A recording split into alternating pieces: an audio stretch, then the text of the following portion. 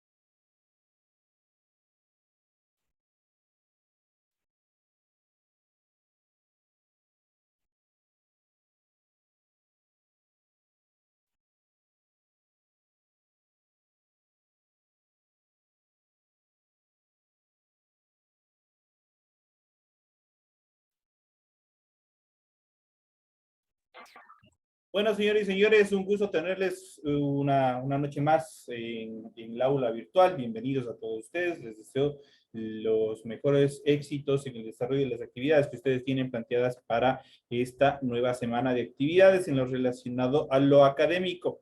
Bienvenidos, señores y señores. Iniciamos con el desarrollo de la presente actividad, indicándole que hay novedades en cuanto a la ubicación de tareas en su aula virtual. No sé si ustedes ya revisaron su aula virtual. Para los que no han revisado el aula virtual, pues vamos a ir viendo qué es lo que suscitó. Lo único que se ha cambiado es la ubicación de las tareas. Si ustedes, como ustedes sabían, hasta la semana anterior, la semana número 1 contaba solo con 3 tareas. ¿Qué es lo que ha pasado? De la semana, de la unidad 2, de la unidad número 2, lo que se ha movido es la tarea número 1 hacia la tarea número 4. Es todo lo que ha pasado. Entonces ustedes de la unidad 1 tendrían que completar, no se olviden, tienen que completar la actividad de la semana 4 en este caso. Ustedes anteriormente esta era la tarea número 1 de la unidad 2, por lo tanto el tiempo de entrega no ha cambiado, sigue siendo el mismo. Tienen todavía un mes para presentar estas actividades. Esta última actividad, sobre todo, tienen todavía un mes para presentar, así que se queda abierta. Entonces, ahí tienen el material de apoyo, tienen la tarea número 4 y la clase explicativa que ya se dio. Entonces, solo eso nomás se ha cambiado en relación al desarrollo de las actividades. Y en relación a la unidad 2, ya saben, tienen ustedes aquí el foro, tienen la semana número 1, la tarea, ya hemos hablado del material de apoyo, la tarea 1, y también ya está dada la clase explicativa del tema número 1. Y pasamos a lo que nos corresponde en esta semana, que es la tarea número 2. Entonces, en la tarea número 2, nosotros vamos a ver la definición y características del imperialismo. Esto sucede en todas las materias que yo les estaba dando, debido a que hubo un poquito de descoordinación en cuanto a la ubicación de tareas, nada más. Pero ya en este caso ya queda explicado. Ustedes ya tienen conocimiento que se ha variado la ubicación de la primera tarea en relación a la segunda unidad, que pasó a formar parte de la primera unidad, pero como tarea número 4. Es todo lo que ha pasado. Aquí tenemos la semana número 2. Los temas que vamos a tratar en esta semana son la definición y características del imperialismo y el neocolonialismo al militarismo. Esos son los temas que nosotros vamos a ver. Igual tienen la tarea número 2, que es, aquí tienen el material de apoyo y tienen la tarea número 2 del tema 2. Cuando ustedes den clic sobre este icono, automáticamente a ustedes se les va a aparecer, se les va a desplegar el documento correspondiente a la tarea. Ustedes ya saben cuál es, ustedes tienen en pantalla que es el formato para recursos de aprendizaje tarea. Ahí es lo que ustedes tienen aquí y es lo que nosotros vamos a desarrollar en esta noche. Vamos a ir viendo, vamos a ir analizando los temas que ustedes tienen para esta semana. Entonces dice nombre de la asignatura, Ciencias Sociales, la unidad número 2. El tema obviamente ha variado. En el documento no he podido cambiarlo, pero ya saben ustedes a cuál corresponde. Vamos a hablar sobre la definición y características del imperialismo, del neocolonialismo al militarismo. Son los dos temas que vamos a tratar. El tipo de tarea, tienen el objetivo de la tarea y tienen las instrucciones. En las instrucciones ustedes ya saben que en la parte amarilla ustedes tienen prácticamente es la tarea a desarrollar. ¿Qué es lo que tienen que hacer? Dice, defina con sus propias palabras qué entiende por imperialismo. Esa es la primera pregunta. La siguiente, ¿cuáles son las características del imperialismo? Es lo que nosotros vamos a tratar y lo que ustedes tienen que desarrollar. Determine las características del neoliberalismo. La siguiente actividad, comente en pocas palabras qué sucede con la libertad de expresión en el militarismo. ¿Qué es lo que pasará? Igual un poquito tienen que investigar, pero ya vamos a ver en el desarrollo de esta clase también. A continuación dice cuáles son los eventos más relevantes del intervencionismo en Latinoamérica, que es el último tema que nosotros vamos a tratar. Esas son las preguntas que ustedes tienen que dar resolución en relación a la tarea que ustedes tienen preparadas para esta semana. Para ello deben entregar el trabajo, ya saben, de forma escrita, clara y ordenada. Deben utilizar combinaciones de colores, líneas, símbolos para ilustrar, obviamente, de ser necesario. Antes del desarrollo de la tarea, ustedes ya saben que tienen que desarrollar la siguiente rotulación. Esa rotulación tiene que estar tal y como se encuentra en el documento aquí. Eso tiene que ir escrito en la hoja donde ustedes van a desarrollar la tarea. Ahí es donde ustedes van a hacer. Entonces, y luego que ustedes ya tengan la rotulación necesaria, ustedes proceden a desarrollar el contenido que es de la tarea. Eso es todo lo que tienen que hacer. Tienen ustedes las recomendaciones, la rúbrica de calificaciones y tienen obviamente la temporalidad para la presente tarea. El tema ya saben que es definición y características del imperialismo, del neoliberalismo al militarismo. La fecha 17 de octubre del 2022, que desde el 17 ya estuvo esto abierto, permite entregas desde el 17 y la fecha límite de entrega es el 31 de octubre para esta tarea. La fecha de publicación de la calificación será hasta el 5 de noviembre del 2022. Pueden entregar en formato PDF o pueden entregar en formato Word, ya todo depende cómo se acomoden ustedes, cómo tengan ustedes mejores características, tengan mejores conocimientos, se acomoden de mejor manera para que puedan subir correctamente la tarea a su aula virtual. Sigan desarrollando a tiempo sus tareas, sigan desarrollando adecuadamente con la finalidad de que presenten tareas, obviamente, que alcancen su puntaje necesario, que alcancen el puntaje requerido en todas las asignaturas. De hecho, ustedes ya ven cómo se hizo el proceso de calificación. Para los que han tenido ya acceso a la plataforma de calificaciones, ustedes pudieron ver ya el avance que ustedes han tenido en relación a las tareas que ustedes han cumplido. La mayoría de estudiantes han presentado trabajos bastante aceptables en esta primera unidad. Esperemos que, obviamente, a las personas que han tenido dificultades les he dejado, aparte de la calificación, ustedes tienen un mensaje, lo cual ustedes les invita a ¿qué? A seguir mejorando, a seguir perfeccionando sus tareas, con la finalidad de que obviamente mejoren, recuperen las notas que de pronto perdieron en esta primera unidad.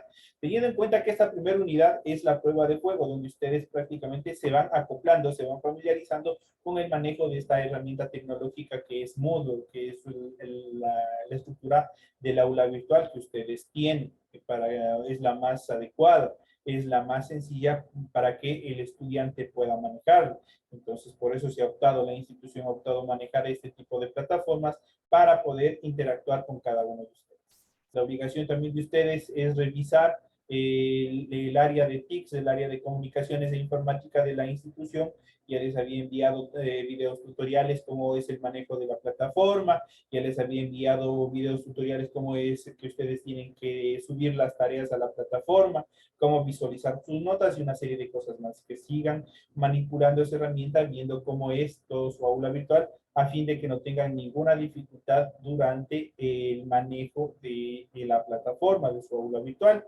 Las notas ya están asentadas para los compañeros que todavía de pronto les falta alguna actividad por presentar. Todavía tienen tiempo, presenten compañeros, presenten, y les están dando las autoridades de la institución, les están dando un espacio para que ustedes puedan presentar y no se queden con mala nota en esta primera etapa. En las siguientes etapas ya es un poco más rígido, ahí sí ya no van a poder presentar con mucho tiempo. Ustedes ya tienen un tiempo perentorio para poder, un lapso de tiempo establecido para presentar sus tareas, para presentar sus foros, para el test, para las personas que han rendido. Para las personas que no alcanzaron a rendir el test por obvias circunstancias, ya obviamente se quedaron con esa nota. Y ustedes, ¿cuál es el objetivo de ustedes?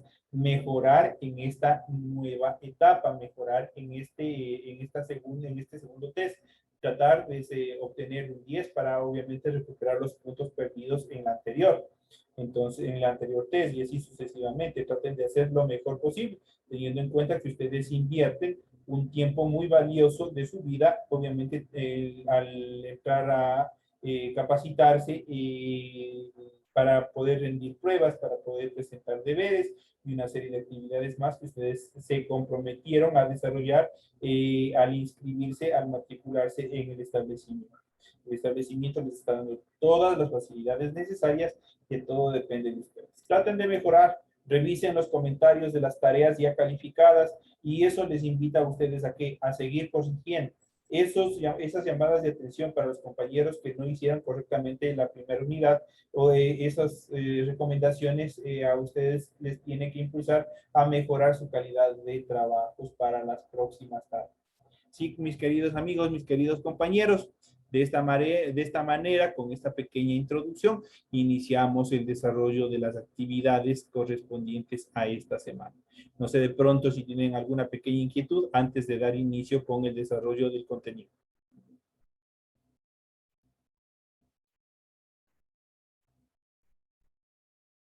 Nadie. Bueno, queda sobreentendido que ustedes están al tanto de todo lo que se habló y se trató.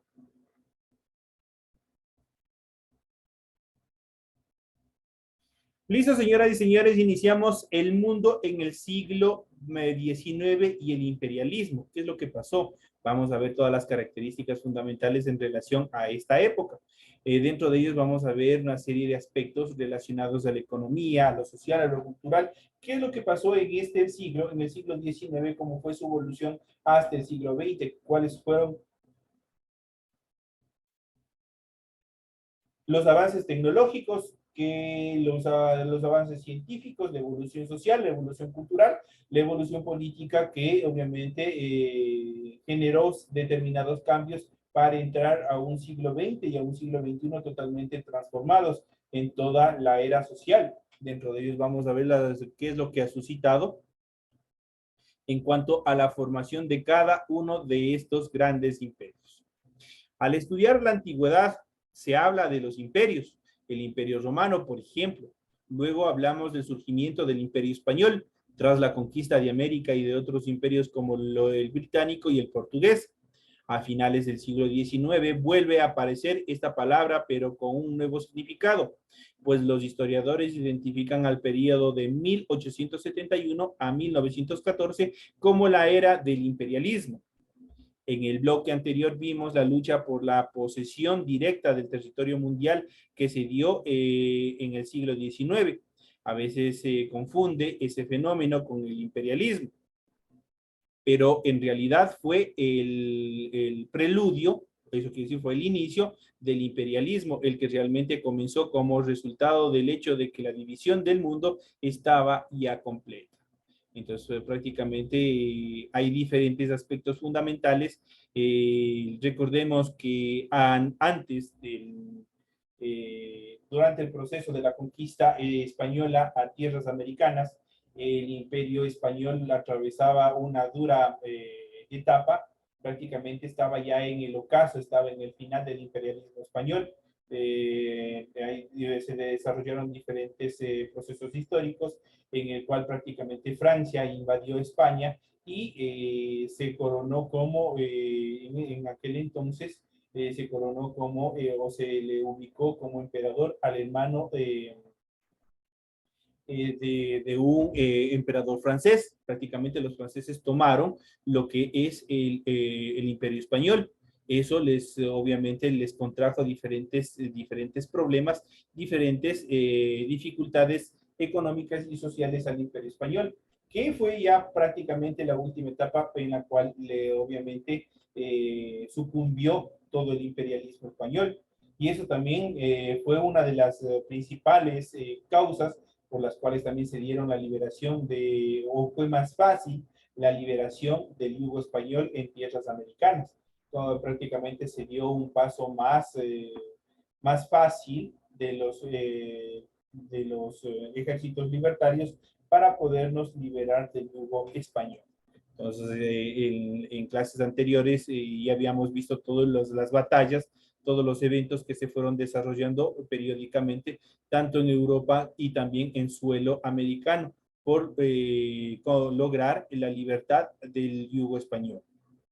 En cuanto a la definición y características del imperialismo, el imperialismo es una etapa especial del desarrollo del capitalismo. Hay una frase de Vladimir Lenin, líder comunista ruso, que es citada por los historiadores, sean de izquierda o no. Si es necesario dar la definición más breve de imperialismo, deberíamos decir que imperialismo es la etapa monopólica del capitalismo. Esa es la frase que determinó Vladimir Lenin, uno de los comunistas socialistas rusos, obviamente uno de los padres del socialismo, de los pensamientos de izquierda. Las cinco características principales de esta etapa mencionadas por Lenin, que en 1916 escribió el libro El imperialismo, etapa superior del capitalismo, para tratar de explicar lo que aconteció, son los siguientes. Primero, el rol decisivo de los monopolios. La siguiente, la mezcla del capital industrial y el financiero. El predominio de la exportación de capitales sobre la exportación de productos, la división del mercado mundial entre monopolios capitalistas que competían o en competencia mutua, y por último, la culminación de la división territorial del mundo. Entonces, son los aspectos fundamentales en cuanto se dio a un nuevo aspecto, a las nuevas características en cuanto al cambio social, cultural y sobre todo económico que se dio en base al socialismo, en base a la aparición de los monopolios, en base a la aparición de nuevas estructuras sociales, económicas que fueron apareciendo una vez desaparecidos los imperios, los reyes que gobernaban los diferentes imperios europeos. Para ahorrarse costos, mejorar la tecnología y enfrentar la competencia, diferentes empresas pequeñas formaron conglomerados medianos, los que a su vez absorbieron otros conglomerados y empresas para construir grandes corporaciones. A esto obviamente se conoce como monopolio, porque obviamente tratan de controlar solo ellos el capital, el comercio y otras actividades más. La lógica del proceso condujo a estas a formar carteles, es decir, arreglos para controlar precios y mercados sin hacerse daño. Esta es las características del monopolio. Pocas empresas que se reparten el mercado y que absorben o destruyen a las empresas que estén en su camino, sea en su territorio o en países extranjeros. De allí en adelante, las multinacionales, o conocidas también como empresas que actúan en muchos países, han jugado un papel cada vez más decisivo en la economía mundial, hasta ostentar el rol determinante que tienen ahora. Todo este proceso estuvo unido al surgimiento de las compañías anónimas, aquellas en que su capital está dividido en acciones que pueden estar en manos de un grupo reducido o venderse públicamente a quien desee invertir, para lo cual, para lo que existen las bolsas de valores. Muchos de ustedes habrán escuchado a nivel internacional el monopolio, especialmente en los grandes capitales, en los grandes imperios económicos ahora como Estados Unidos, como en Europa, como en Rusia. Prácticamente ellos son los que controlan la economía a nivel mundial. Grandes empresas multinacionales son las que controlan determinados mercados e impiden que otras empresas puedan surgir. Si ponemos un ejemplo, nosotros, ¿quién no conoce, por ejemplo, la empresa de Coca-Cola Company? Que es una mega empresa a nivel mundial, nadie puede competir con ellos, solo apenas otra empresa similar, que es Pepsi Cola. Entonces, prácticamente son las dos empresas de origen, de características mundiales, con características capitalistas y monopólicas, quienes controlan el mercado de consumo de bebidas. En este caso solo de bebidas, porque de Coca-Cola Company tiene otros productos adicionales que ha ido como marca, ha ido poniendo, ha ido ubicando en el mercado con la finalidad de eliminar cualquier proceso de competencia de otras empresas. Así tenemos otras multinacionales, en este caso, por ejemplo, tenemos Colgate-Palmolive, que también es a nivel internacional, es una de las empresas grandes, uno es un monopolio que controla todos los elementos de limpieza, obviamente de consumo masivo, a nivel de aseo y limpieza a nivel mundial. Entonces, así como estas empresas que les acabo de decir, hay muchas. Por ejemplo, si nosotros vamos al área de tecnologías, tenemos Microsoft, que está prácticamente igual monopolizando y controlando todo lo que es el área tecnológica de producción. En lo que acabamos de pasar, la pandemia del COVID-19, también ha habido monopolios en cuanto a la fabricación de las vacunas. Hubo prácticamente empresas multinacionales o grupos empresariales que obviamente que optaron y inyectaron capitales para obviamente hacer crecer una X marca de vacunas y superposicionarle a nivel mundial. Y así sucesivamente esto ha suscitado con muchas fábricas a nivel global, con muchas empresas a nivel global. Y esto no solamente sucede a nivel internacional, sino también tenemos empresas que desarrollan este tipo de características también a nivel local. Hay diferentes empresas, hay diferentes instituciones, obviamente, que están encargadas de este tipo de monopolios o de generar diferentes tipos de monopolios de acuerdo a las características del mercado a las cuales están desarrollando, en las cuales están inyectando su capital. Entonces, otra de las características es también que todas estas grandes empresas están agrupadas a través de lo que se conoce como bolsa de valores. Ahí es donde inyectan, ahí es como desarrollan todo el comercio a nivel internacional y también al crecimiento de los grandes bancos de depósitos e inversión. Con estos mecanismos, la inversión en el exterior se ha cuadruplicado. Entonces, los bancos, el sector financiero, también tiene un aspecto fundamental en el desarrollo de estos temas. En cuanto a América América para los americanos, es uno de los lemas que, de acuerdo al nacionalismo, de acuerdo a los diferentes procesos de mercadeo, también se generó en relación a Norteamérica, que es uno de los países más preponderantes, uno de los países capitalistas más preponderantes que se presenta a nivel global como un gran monopolio, como un gran imperio económico en la actualidad. James Monroe, quinto presidente de los Estados Unidos durante el año 1817 y 1825, proclamó en 1823 la tesis de que las potencias europeas ya no debían colonizar las Américas o inferir con los asuntos de las naciones soberanas localizadas en esta región.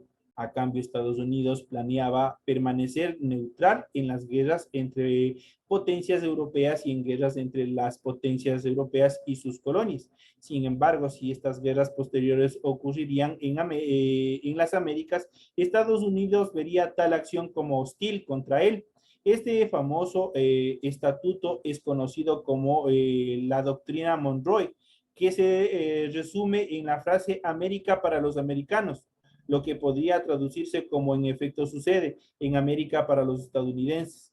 Fue hasta cierto punto una declaración anticipada de que Estados Unidos se convertiría a lo largo del siglo XIX en la potencia hegemónica en el continente y desplazaría a Gran Bretaña y combinada con la tesis del destino manifiesto, o se manifestó, fue la justificación perfecta para la expansión territorial y la hegemonía política. Prácticamente con esta frase, ¿qué es lo que hicieron los americanos? ¿Qué es lo que hicieron especialmente Norteamérica, los Estados Unidos, como se le conoce hoy? Prácticamente ya era la antesala de la superposición como un imperio económico a nivel global, quien iba a controlar determinadas actividades económicas a nivel del comercio internacional. Al inicio del destino manifestó o del presente manifiesto era la tesis que Estados Unidos estaba destinada a expandirse desde las costas del Atlántico del Pacífico, expresada por primera vez en un artículo de prensa para justificar la guerra contra México, pero luego la tesis evolucionó para dar argumento en favor de otras adquisiciones como las de en este caso de Alaska, Hawái, Xiaoma, Puerto Rico, la semicolonia de Panamá, entre otros territorios americanos. Dicha expansión, decían políticos y periodistas, no solo era buena, sino también obvia, manifiesta y certeza en cuanto al destino, en cuanto a la expansión que ellos pretendían. Prácticamente la idea política, la idea económica era controlar todo el continente americano debido a que obviamente a través de este se desarrollaba una serie de procesos económicos los cuales debían ser controlados, los cuales debían ser directamente manipulados y trabajados desde Estados Unidos y que ningún otro imperio a nivel europeo podía inferir en cualquier tipo de actividades económicas, sociales o culturales dentro del territorio americano. En ese sentido, vamos a ver del neocolonialismo al militarismo. Las corporaciones dejaron claro a sus gobiernos que si tenía que haber comercio e intervención fuera de Europa, entonces también era necesario que hubiera un sistema político y legal para protegerlo. Lo mismo sucedió con Estados Unidos y más tarde con Japón. Ya vimos que en África y partes de Asia durante el siglo XIX se impulsó el control colonial directo. Como no podía ser de otra manera, esta agresiva política llamada neocolonialismo fue una constante fuente de conflictos a nivel nacional y a nivel internacional, a nivel interno del continente y también a nivel global. Innumerables choques y guerras de mayor a menor monta que mantuvieron ocupados a los continentes en un frenesí por más tierras y más subsidios. La consecuencia fue el crecimiento del armamentismo, cuya fabricación alimentó la expansión industrial, situación que dio lugar a un círculo vicioso. Guerra, producción. Eso quiere decir, mientras más guerras existan, mejor en este caso para los productores de armas que estuvieron especialmente para el área de la siderurgia. Eso quiere decir para el área del trabajo de los metales, que a través de ellos obviamente se desarrollaban la producción de armamento. Mientras más guerras existiesen, más armamento se debía desarrollar. Entonces, aquí, obviamente, muchas empresas de producción siderurgia vieron también surgir su economía a partir de todos los conflictos que se vinieron dando. En este caso, el área también industrial, crisis y guerra. Este proceso adquirió trágica nitidez durante el siglo XX con las dos guerras mundiales que se dieron durante este periodo. Entonces, aquí nosotros tenemos prácticamente ustedes pueden ver también la inversión del exterior hacia 1940 en cuanto al el país de origen y el monto que se invirtió. Si nosotros vemos Inglaterra tiene 4.000 millones de dólares, Francia 1.766, Alemania 1.376 y Estados Unidos apenas invirtió 513 en todos estos eventos bélicos que se vinieron desarrollando durante el transcurso de la historia. Aquí tenemos una línea de tiempo, así como ya se les mandó a hacer un deber anteriormente. Aquí ustedes tienen una línea de tiempo con los eventos más preponderantes que se desarrollaron desde el año 1845 hasta el año 1914 y 1916. Todos los eventos más preponderantes que se han venido dando durante esta época. El intervencionismo en América Latina. Todos estos procesos a nivel internacional también tuvieron su estructura, también tuvieron su incidencia dentro del continente americano, especialmente dentro de América Latina, donde nos encontramos situados nosotros.